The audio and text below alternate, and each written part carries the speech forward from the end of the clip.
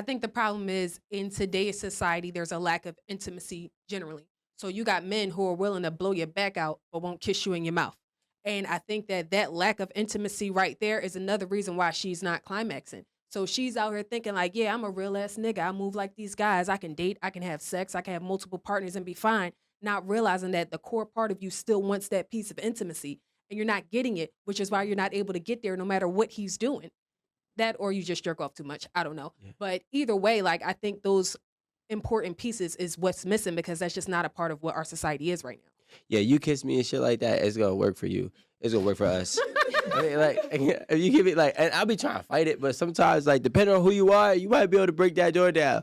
And you'll be like, I really like you. I think women do know that about men. Women know. Okay, women know. Aaron. She just became intimate. And I just- We are intimate. Real ones know. Real women know that, especially when you're having an intimate sexual experience, it's not just about penetration. It's about taking time, caressing, loving on that man. They know how to get him there.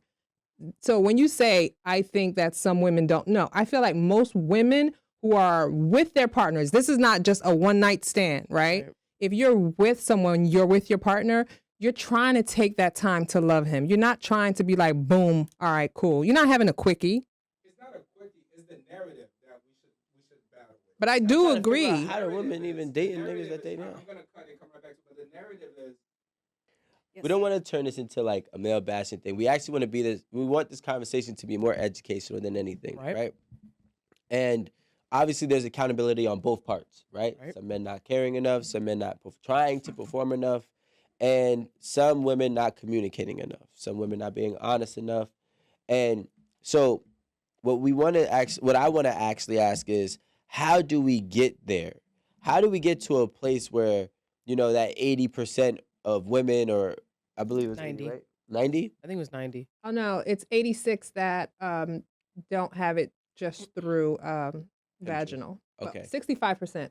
65. So how do we throttle that number of 65% of women that are, having sexual experiences without climaxing? How do we get that number down? I think So, well, to start, it's not about men not performing enough. You guys do enough performing. It's Thank you. Thank you. It's about putting your focus and attention on pleasing the female during sex. Like, of course, you are pleased. You are always pleased. Whether it's a good nut or a bad nut, however you say, you get the orgasm. Let's put time in to this sexual experience to play with her clit, get her stimulated. Let's try to get her the big O. Just put time into that and don't worry too much about overperforming. That's one way. I'm going to say, from an accountability standpoint, ladies, your man can't make you orgasm if you don't know how to make yourself orgasm, right? So first you need to find out what you like, what you don't like, and work on articulating that to your man. Second, lube is your best friend, okay? So the more lube you have, the easier it's going to be for you to climax. Second, work on your intimacy. If you're not in the moment and you're thinking about 19 other things, or you're thinking about him coming before you are, and you so caught up in your head on when is it going to come, he's still not making you come, you're never going to get there. So I think that starting on those few things is a great way to like make a conscious effort in being in the game with him and not just asking him to get you there by himself. Right. God, So to build on what you're saying, we want to encourage women to talk, right? To talk about what is going to make them have an orgasm. So in order to create an atmosphere for that, we can't shame women. And this goes back to your original point. We can't shame a woman for saying, well, I want it this way, or can you do it this way or that way or whatever, because I know that that's what is pleasurable to me. And when I say shame, we don't want to hear, oh, is she a hoe? How many niggas you done been with? Doesn't fucking matter. I could have been with everybody. Yeah. She be directing in the bedroom. Right. Like, do this shit right. yeah. Right, you know what I mean? So Not Chief. Not Chief. We were with you until Chief. We're gonna stop there. Sorry. But I think that in order to do what you're saying, which is us taking accountability and learning how to express that, we have to have a safe place to express it. We can't be met with, well, ain't nobody else complain, or we can't be met with, met with, oh, well, you a hoe. How many niggas you been fucking? You can't be met with that level of resistance when you want me to tell you what I want. I feel like also coming from an accountability standpoint, I know. It sounds disgusting, doesn't it? Ladies, we kind of gotta cut back on the toys. Yeah. We gotta cut back on the toys, the vibrators, the rolls, because that's really like it does give the best orgasms, I'm not gonna lie. But it's kind of fucking us up. It's kind of fucking us up when we get in the bedroom with an actual human being and we're not able to achieve that same orgasm that the toys give us. It's muscle memory. Yes. You're getting muscle memory I have from using the toys. crazy muscle memory. Yes. Yes. Yeah. So. But and let's be honest. Let's just ask the question: why are women relying so much on toys? So which came first? The chicken or the egg? Woo! That's the sound. I'm asking questions. That was very poetic. And there's Alan. more women than men, and they're focused on monogamy. How about that? Now, let's also get into it, right? Men, I'll do it since, Aaron almost lost me, but I gathered up, because I didn't like your last statement. We were doing good with the accountability piece, but I'll still hold on to the accountability piece for us men because I'm a professional. Yeah, It's full circle. Yeah, whatever. I'm a professional, and I'm gonna do this for the men. Listen, I didn't even know that this existed until recently in my life, where I heard a story about a woman critiquing a man and him lashing out. I never knew that was a thing, but clearly, y'all know better than me. So what I'm gonna say is, if a woman is telling you what to do to please her, put your ego aside. Regardless if you had, 99 great ones, this is one that you haven't conquered yet. So put your ego aside and understand what she's actually trying to tell you. And if it doesn't work for you, it doesn't work for you. It's okay. You can't please every woman. You can't please every partner. And that's just the reality of it. Sometimes if it doesn't work, you can try to do better. And if it doesn't work after that, just learn to toss it up. Don't take it personal. It's just not going to work for you, Billy. Yes, brother. Tap my glass. Who's Billy? Don't ask me. Tap my glass. Say it. Silly Billy. No. Tap my glass. No.